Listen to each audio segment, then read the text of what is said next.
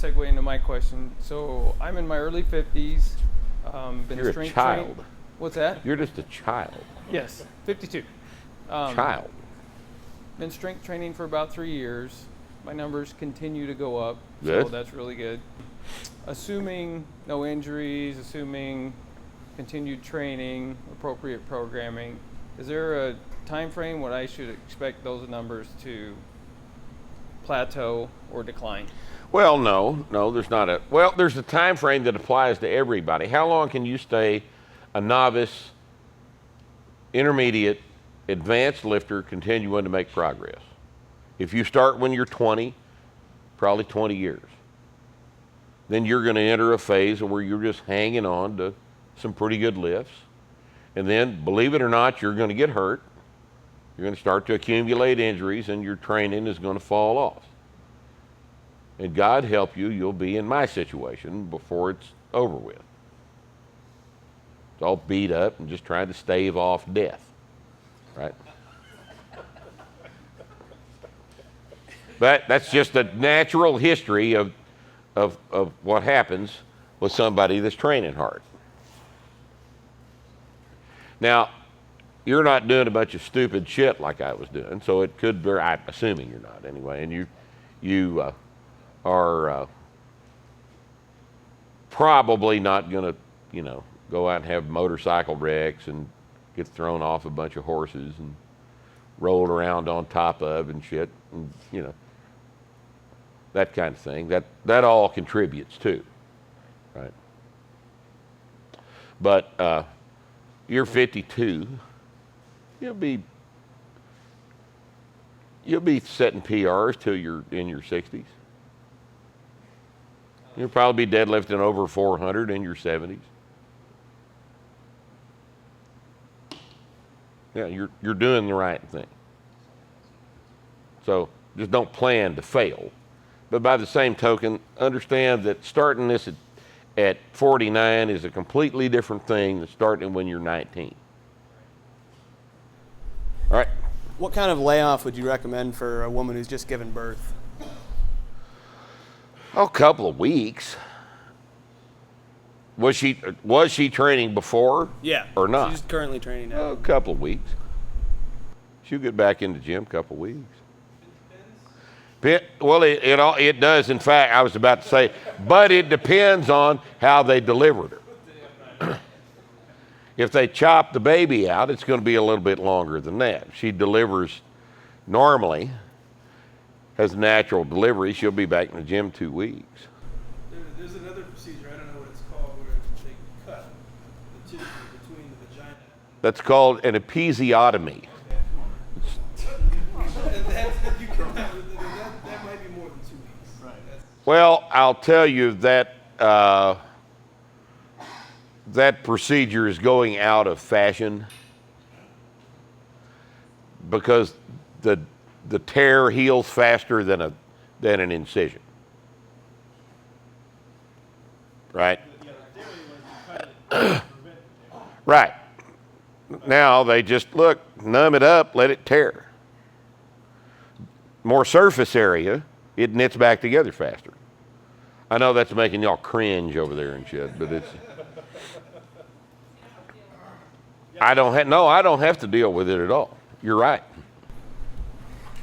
All right. My question is, has there been somebody that you've trained that you've seen strength change their life that kind of stands out more than other people? Yeah, older people. Always does. Kids that go to a scholarship program on the basis of the strength we provided for them. The vast majority of people that you train, it changes them for that. I have people come in the gym all the time that trained with me 25 years ago that are saying how much they appreciate what we taught them. But the older people, sure. Yeah, it's very important to be able to hand a 75-year-old woman the keys to her car back. Are those your favorite people to train then, older people? Yeah, I really like training older people. It makes a big difference. They appreciate the shit too. they appreciate it. These little snotty-nosed 16-year-old kids that won't eat anything but Pop-Tarts.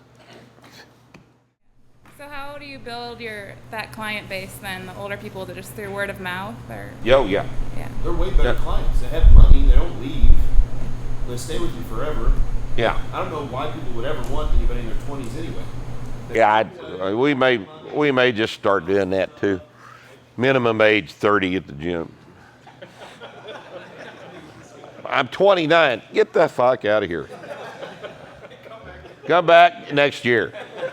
Come back next year.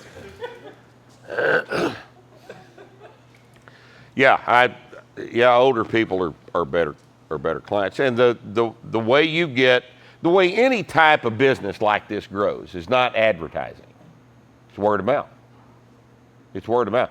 Advertising is absolutely a waste of money. It's 100% a complete waste of money. Get on social media and yak on social media. Write stuff, put it up, have people read it, mail it around, but don't spend money on advertising. And then when you get an older person as a client, do them a good job. They all have friends. That's how it's done. Now we're talking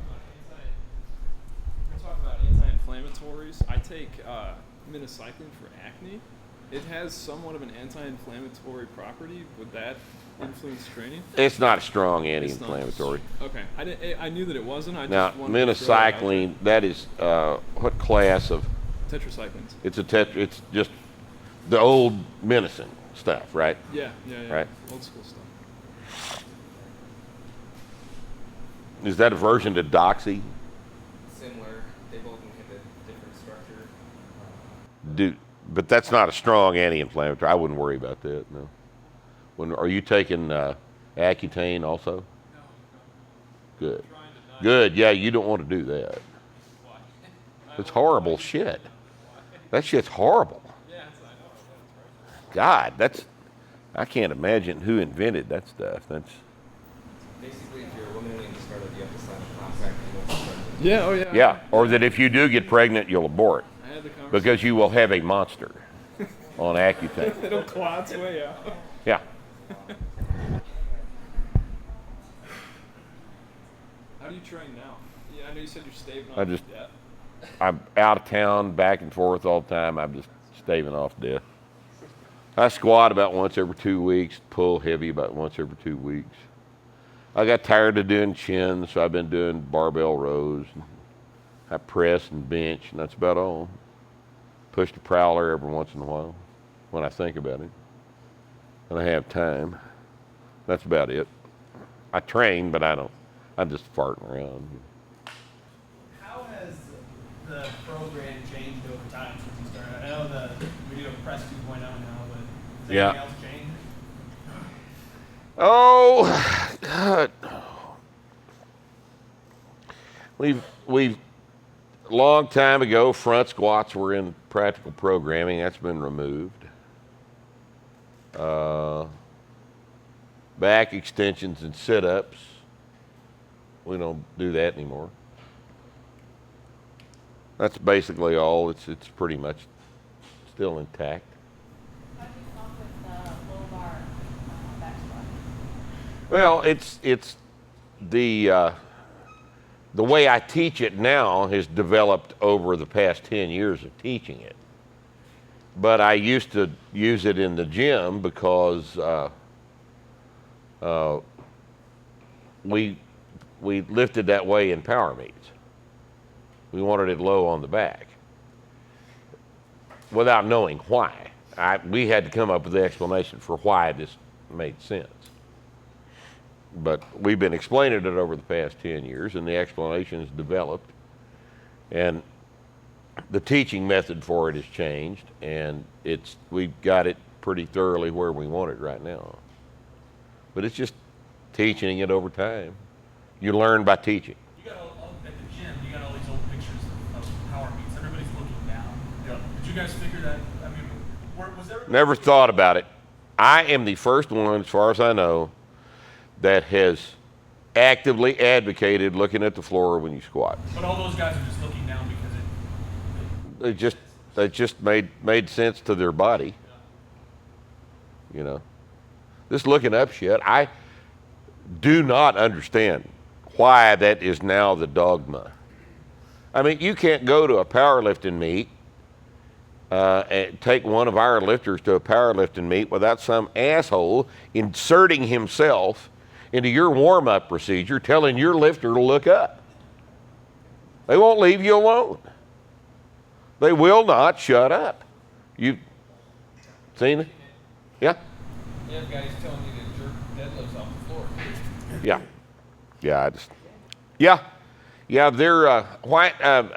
powerlifting really is a trailer park white trash sport. It really is. Really is. It honestly attracts a real odd bunch of people. You know, I'll go out in the parking lot between attempts and smoke. You know. No, I'm not making this up. No. It's it attracts a different sort of a guy. Well, even as a novice, you can go to the gym and try to do this squat, and people will try to correct you. Oh, I know. Yeah, because they know this. See, Yeah. they know this. You got to want to go up. Got to look up. They thought I was falling because I was like my back was too low. You're bent over. Yeah, no, he was like actually spotting me. He came up behind me while I was squatting and did the bro squat. Did you tell him to get the fuck away from me? Real loud, get the fuck away from me. They'll knock you over. You can't let them do that. They'll knock you over. They don't know how far your hips are going to go back. And if they're standing too close, they're going to knock you forward. You can't let them do that. Don't ever let anybody get in the middle of your workout like that. You know? That's like super bizarre. Like first time that ever happened. Well, I'm telling you, and if I understand your nature is to be polite, but you can't always be polite in the middle of a heavy set and some jackass walks up behind you and wants to help, you got to tell him to get away from you. Or you run the risk you get hurt real bad. Sometimes you need a spot. But if you get spots from in the gym, you have to make sure that they know what you want them to do and that they do that. You have to make sure they spot the bar, not the lifter. But that's your job is to tell them that. Yeah. Like skim milk. You don't drink skim milk. People that care about themselves don't drink skim milk. People that care about themselves don't drink Folgers. They don't drink Coors Light. People care about themselves do a certain number of things. They always eat their egg yolks. They drink whole milk. And they don't drink Bud Light.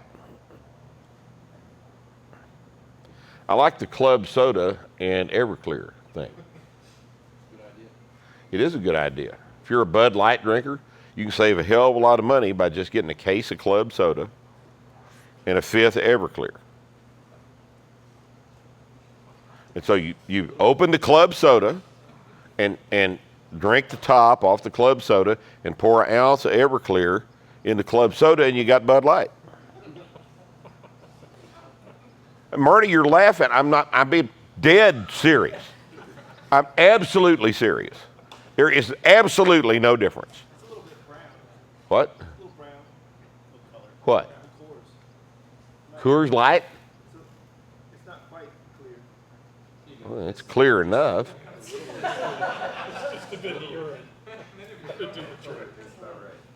Yeah, put a little dehydrated urine in it. It'll yellow it right up for you. Give it a little flavor too. Have you ever trained any vegans? No, I don't deal with eating disorders. Vegans? No, we don't. I'm not in the psychology business. I don't deal with it. So on your whiskey podcast, you recommended, like some entry level whiskeys like Buffalo Trace. Is there a Scotch one, cheaper Scotch that you recommend? Yeah, I'll tell you, Balmore is a inexpensive Islay malt whiskey. You can get Balmore for $46 most places. Lefroy 10 is 50 still. I thought they'd gotten that up to 60. Lefroy 10 is a little, that's not an entry-level alley. Well, you're talking about just trying to get somebody used to drinking scotch. Well, he wanted an entry-level scotch, and I don't drink Speyside or Lowlands or anything like that. I just don't like the way they taste. If I was going to recommend so that's why I said Balmore, because it's an alley. But if I was going to recommend an entry-level scotch, I guess what? I think just about all. When you say entry level, are you saying? I'm talking about a Speyside, a soft Speyside. So Glenmorangy's probably. Glenmorangy's fine. Just get the normal expression of Glenmorangy. That'd be just fine. And we don't. But I'm not going to recommend a blended whiskey because we don't drink blended whiskey. That's like Folgers. We don't drink. It's just you don't drink blended whiskey. If you care about yourself, you don't drink Johnny Walker,